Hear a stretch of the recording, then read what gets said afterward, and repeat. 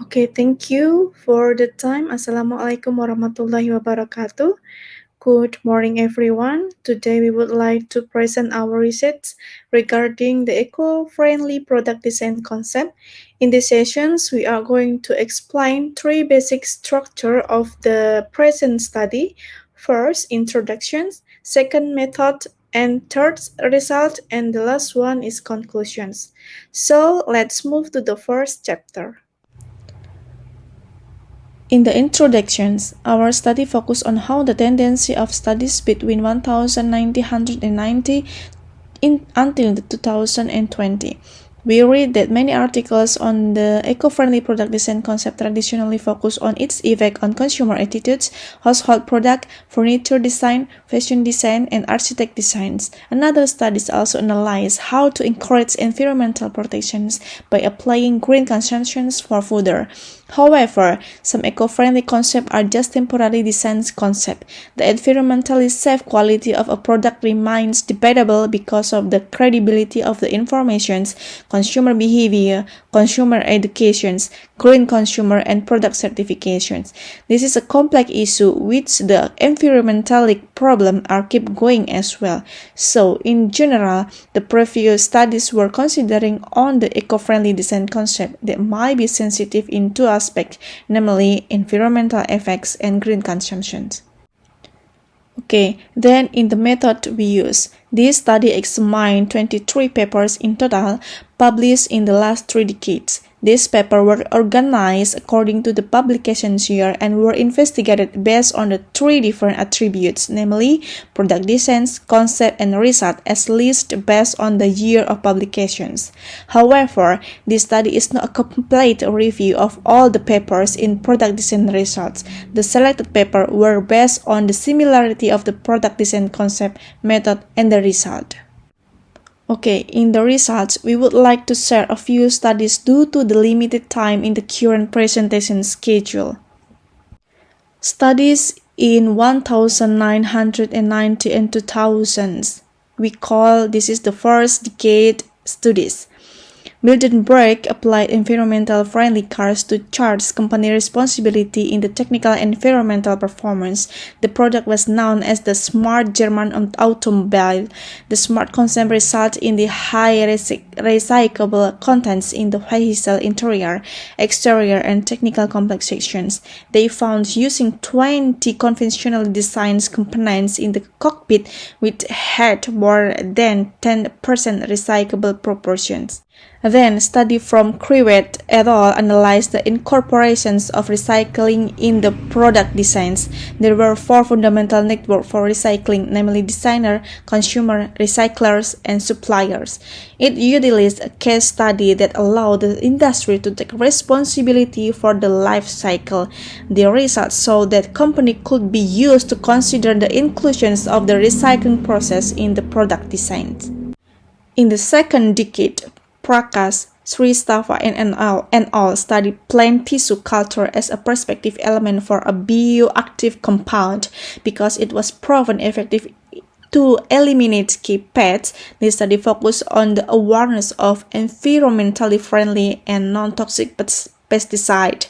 This study stated that plant cell culture had a prospect to be a substitute element for protecting the azithromycin system. Azithromycin was extracted from the seed of the natural ground whole plants which require meticulous work with uncertain geographical and climatic factors.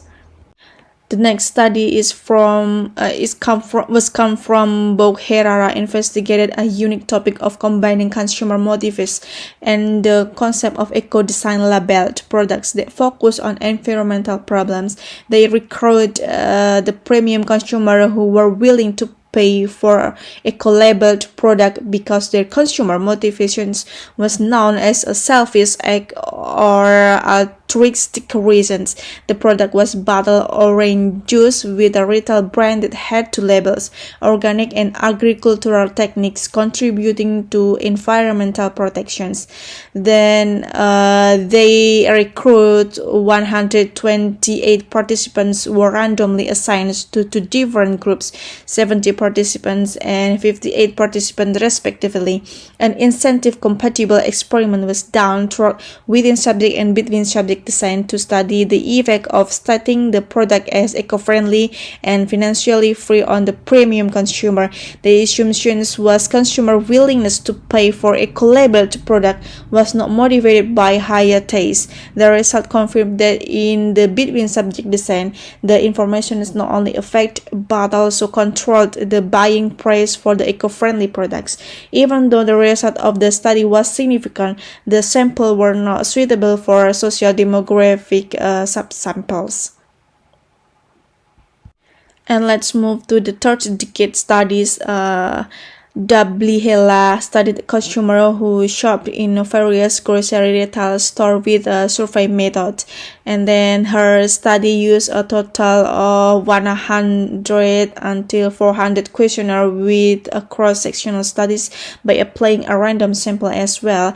And then her studies claimed that native respondents have understood environmental sustainability due to their behavior in certain gathering. However, the accuracy of the sample was not appropriate for targeted consumers because imbalanced respondents could not be generalized with equal behavior. However, there was a glaring gap in the consumers' age in which adult and young group might behave different in many ways. In addition, this study focused on eco-friendly behavior in consumer without classifying the type of retailers. Lastly, the study of Kumar and Anand that focused on consumer behavior towards eco-friendly paper had a different result. The concept was to recycle to reduce harm to the environment.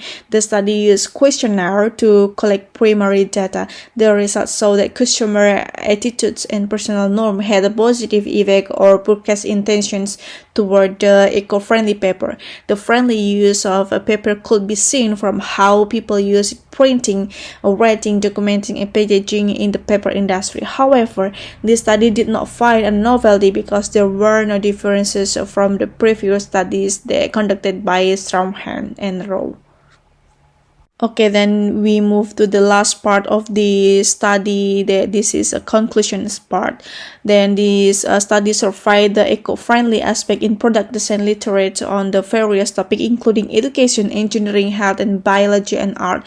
Previous study used different methods such as experiment, case study, life cycle assessment, and survey.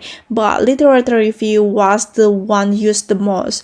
So we conclude that this study also presents a review of listed literature published from 3 decades. The conclusion can be drawn as follows.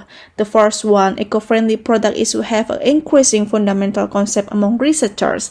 Hence, in the recent years, there is a significant expansion in the number of studies on the green consumer as a strong reason to protect the life cycle for a sustainable environment. And then the second one, eco-friendly product studies traditionally focus on the multi-layers eco-materials, which allow for recycle method. However, collaborations with manufacturers and big industries regarding productions is limited. Thus, very eco-friendly designs which have direct recycle innovations are being needed for future research. And then the last one, eco-friendly literature is dominated by green customer behavior topic. This is commonly studied using sample case from typically high-income countries. Thus, further research is needed, especially on practical applications or software which is accessible online due to the COVID-19 pandemic, especially those from developing countries. Thank you.